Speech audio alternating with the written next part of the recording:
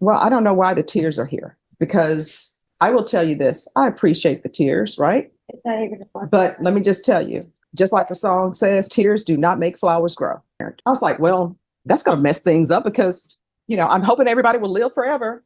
But I'm like, that great grandparent is too old. No, not too old.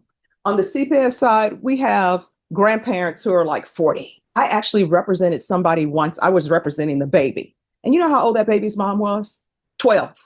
People out here just running around, having children, not giving them any idea of what life is all about. Judge Boyd confronts a young mother for repeatedly violating probation while expecting another child.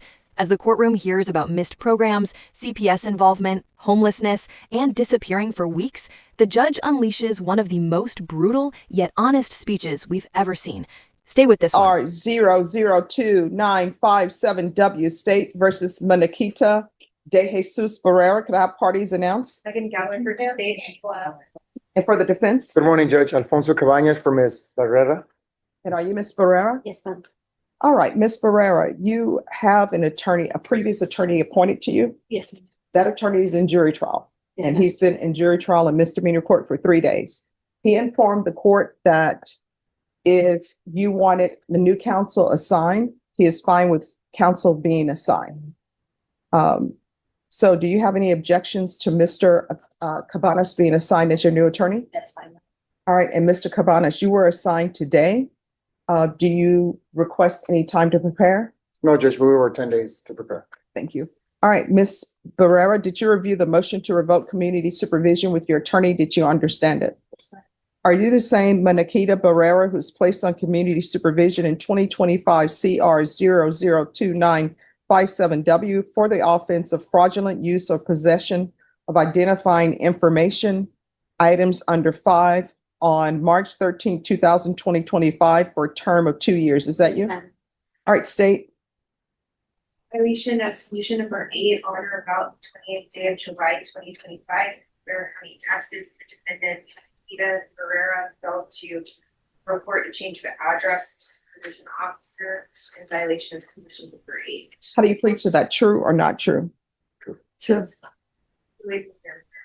Any objections? No objections, Your Honor. Did you understand by pleading true to violation of condition number 8, the court can find it true, grant the motion, and sentence you up to 2 years in the state jail facility? Yes.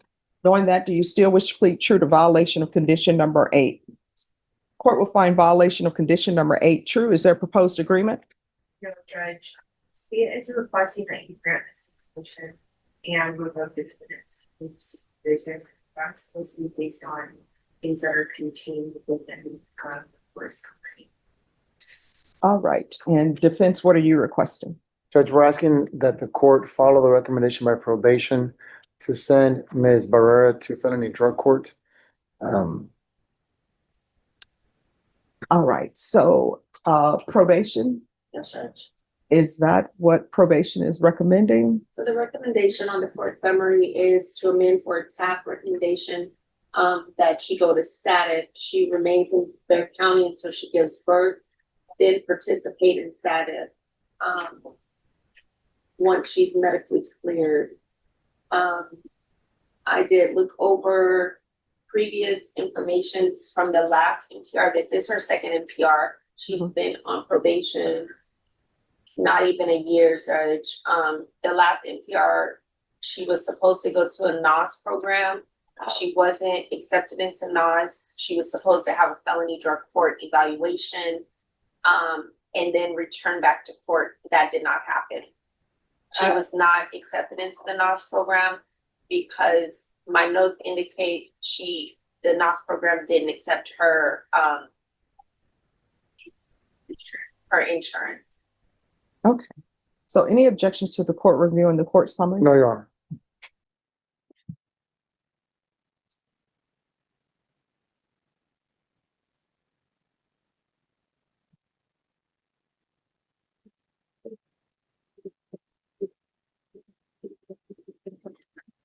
All right. So here's the thing. Do I think you would be a good candidate for probation? No. We've tried things. But am I willing? Maybe things will change. Maybe there can be some help for you. Um, I know that from reading this, well, I don't know why the tears are here, because I will tell you this, I appreciate the tears, right? It's not even a fun. But let me just tell you, just like the song says, tears do not make flowers grow. And the problem is you haven't been stepping up to the plate and doing what you're supposed to do. I'm reading the court summary, and you know what it says in here? Your parents have custody of your other children due to CPS issues. No, that's what that says here.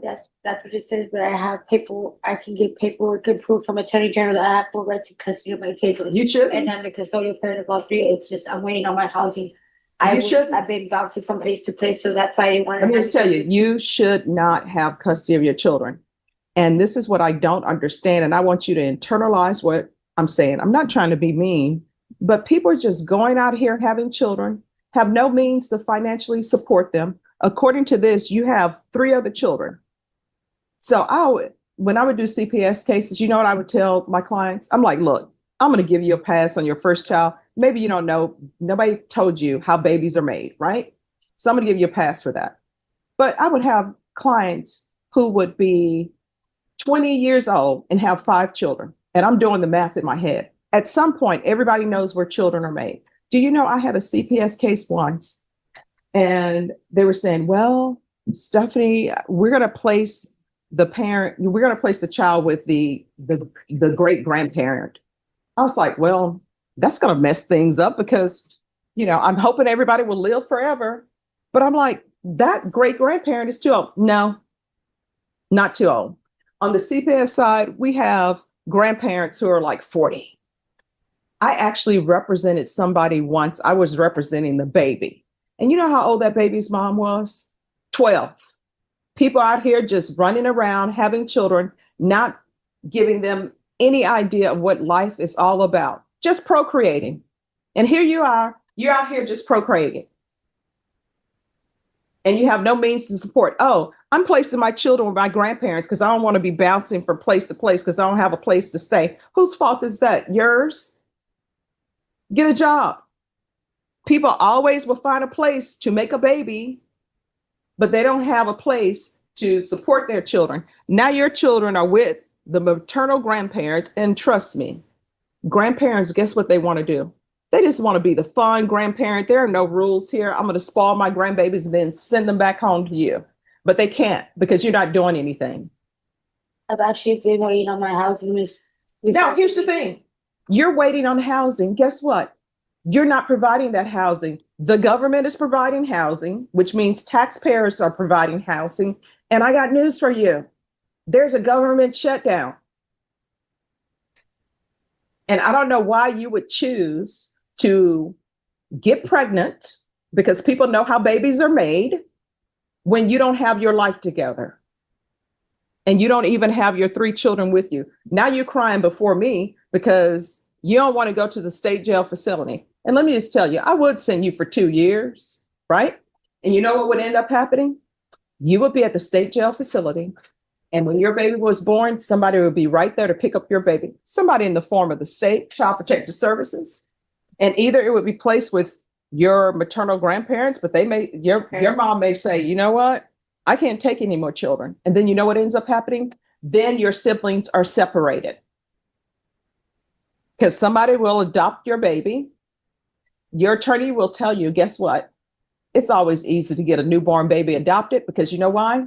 People are looking to adopt children. Guess what they figure?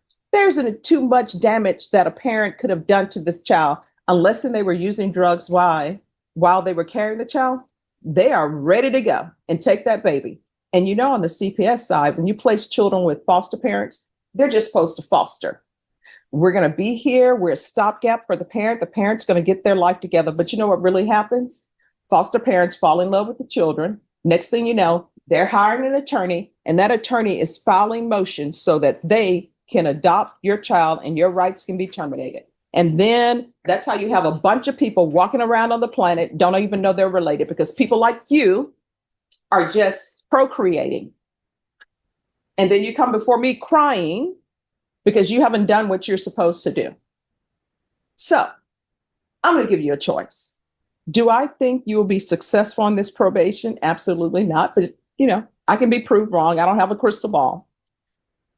I can send you, let you do your two years at the state jail facility now, or you're going to stay at the jail till you're ready to be transferred to inpatient treatment or felony drug court. And I can tell you, felony drug court, they have said that they're down a probation officer, so they can't take as many people or accept as many people as they normally would. So that's where we are. But suffice it to say, you're not going to be with your child. So either you're not going to be with your child because you're going into the state jail facility for 2 years, or either you're not going to be with your child because you're going to be in inpatient treatment. And with your child, if your grandparents don't pick up your child from the prison of the Bexar County Jail, Child Protective Services, they're going to be called anyway. They're going to do an investigation to see if it's appropriate for your child to go with your maternal grandparents. And if they say no, then CPS will have custody of your child. And I see in here where your mother don't even know where you are. Spoke to mom who stated she hasn't seen her daughter, but I'll tell her to call probation if she finds her. So instead of you helping your mother with your children, you're just out here procreating. So which do you prefer? 2 years in the state jail facility, or either you're going to remain in the state jail facility, remain here at the Bexar County Jail till you're transferred to somebody's inpatient treatment or felony drug court. Which do you prefer? I would like to try to get rehab or drug court now. All right, the court is going to deny the motion, alternate amend conditions. She's to remain in custody for a transfer to felony drug court. We're going to do an updated TAP. And regardless of what the TAP says, it's going to be inpatient treatment. And once she's released, there's going to be field visits until further notice. Is there anything else? Not from defense counsel, Judge. All right, we can go off the record. So do not come to me. If you're back here again for this, don't come because you're wasting your tears, not helping flowers grow. You understand? All right. If you graduate from felony drug court, I'll come to your graduation. Can I say something? Sure. The only thing is I waited 9 weeks before I was notified that the rehab nurse had rejected me. I do have Medicaid. I'm not understanding why they rejected my Medicaid. And I wasn't told, they never called me out. I already got my court date 2 weeks ago to reappear for interview. If I wouldn't, I kept asking what the situation was with my case, and they wouldn't tell me. Let me ask you this. All of your trying, you were successful in finding time to find some guy and have a baby, become pregnant. You're able to do that, but you were not able to be present for your field visits. You're not available to report to probation because they couldn't find you. You're able to do all of that. I was reporting on this came on my UA. I wouldn't show up for my report dates. No, they tried to find you. They could not. Towards the end, just So I was kicked out from where I was staying, and my belongings had got stolen. My cell phone had got stolen. That's why I wasn't able to receive the phone call. but here's the thing. You are able to contact someone so you can have a baby and become pregnant. I was already pregnant by the time I got out to probation. All right. Good luck to you. Thanks for watching. If you found this video informative, please like, share, and subscribe to Justice in Action for more real courtroom moments and legal insights.